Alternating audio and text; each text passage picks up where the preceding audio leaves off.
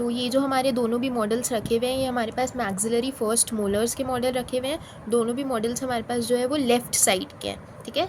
तो ये हमारा maxillary first left hand side का मोलर है, ये उसका एक प्लास्टर मॉडल है जिससे आज हम लोग एनाटमी समझेंगे मोलर की, ठीक है। तो इसमें मैंने चारों साइड्स लिख रखे हैं। इसके 4 साइड्स होते हैं, buccal side, lingual side, mesial side and the distal side. ये जो हमारा टूथ होता है, it is the largest tooth in the maxillary arch, ठीक है। इसके 4 फंक्शनल कस्प्स होते हैं। कौन कौन से हो गए हमारे? मीजियो बकल, ठीक है। मीजियो बकल का 2 बकल कस्प्स होते हैं और 2 लिंगुअल कस्प्स होते हैं, ठीक है। तो कौन कौन से बकल हो गए हमारे?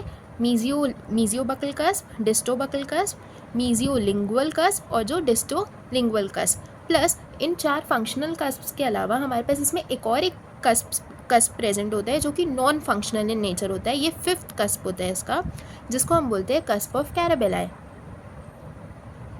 ठीक है। ये होता है हमारा मीजियो लिंगुअल साइड में। मीजियो लिंगुअल साइड में इसका 5वां कस्प जो होता है कस्प ऑफ कैराबेलाई, वो प्रेजेंट होता है हमारा। ये आप देख सकते हैं, थोड़ा सा आपको यहाँ पे प्रोमिनेंस दिख रहा होगा, ये वाला, ठीक है। अब ये जो क्राउन होता है हमारा, जो हमारा फर्स्ट मैक्सिलरी मोलर का क्राउन होता है, वो हमारा बकोलिंगुअली ज़्यादा वाइडर होता है in comparison to mesiodistally. अब हम इसका एक एक एस्पेक्ट देखते हैं। तो सबसे पहले हम शुरू करेंगे इसके बकल एस्पेक्ट से। तो अगर हम ओवरऑल देखें तो इसका जो बकल एस्पेक्ट है, ये देखिए आप, इसका जो बकल एस्पेक्ट है वो ओवरऑल ट्रपेजॉइडल इन नेचर है, ठीक है। इसके सारे एस्पेक्ट्स ओवरऑल ट्रपेजॉइडल इन नेचर होते हैं, ठीक है।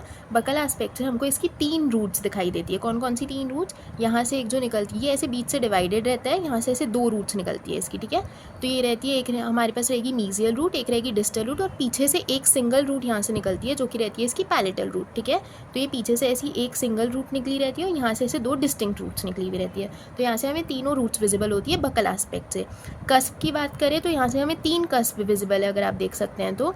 एक ये वाला और एक टिप ऑफ ये वाला कस्प विजिबल है। तो मीजियो बकल, डिस्टो बकल और tip of मीजियो lingual cusp visible रहता है हमारा, ठीक है।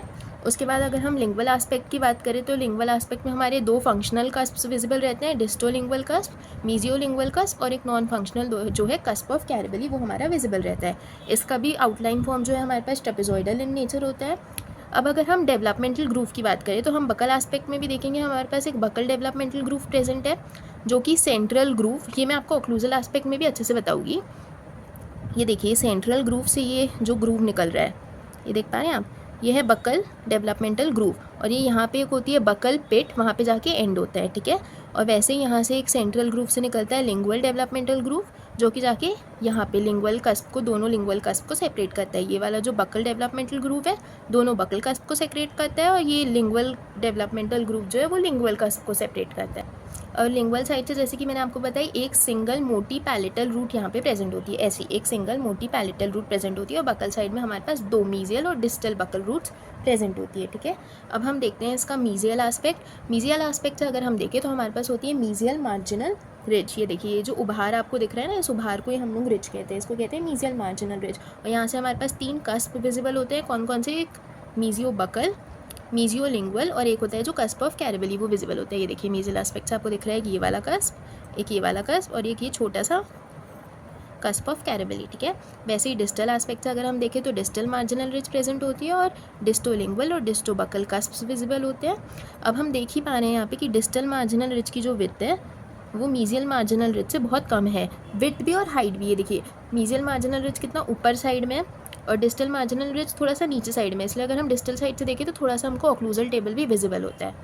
तो अगर हम कंक्लूड करें तो हमने बकल, लिंगुअल, मीजियल और डिस्टल साइड्स में हमने चारों कस्प देखे कि कहाँ से कितने कस्प विजिबल है। डिस्टल और मीजियल साइड्स में हमने देखे कि मार्जिनल रिजेस भी विजिबल है, ठीक है।